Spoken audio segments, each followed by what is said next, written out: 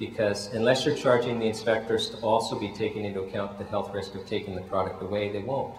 Like, it's actually got to be mandated into law, which is why it's in this Charter of Health Freedom.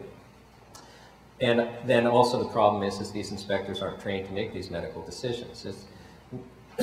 I mean, I really do believe that for safety reasons we need to go back where we have the right to access treatments that aren't approved as long as we're fully informed. So we know how much or how little research there is. So we're fully informed.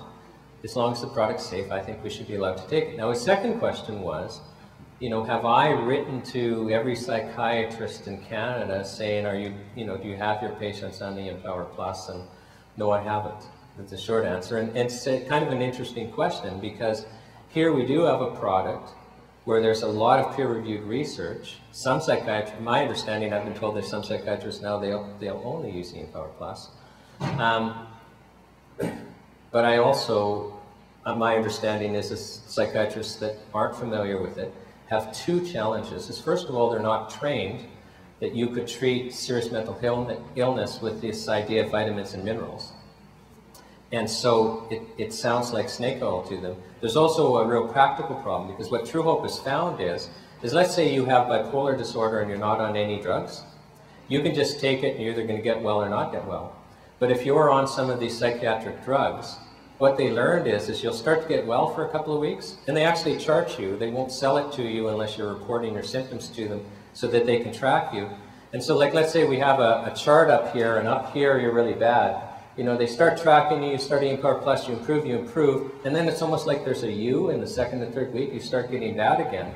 Well, what True Hope believes is happening is the vitamins and minerals are returning your brain chemistry back to normal, and now you're having an adverse reaction to the psychiatric drugs, and their experience is actually the psychiatric drugs, both the bad side effects, but also their therapeutic positive effects, they both get amplified.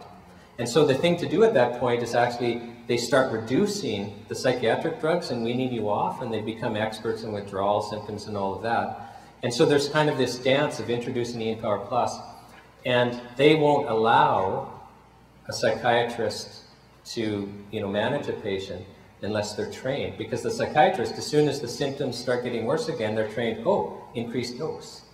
And it's the exact opposite thing. So actually, the problem is a whole bunch of training has to happen first. So you can't just tell psychiatrists start managing patients.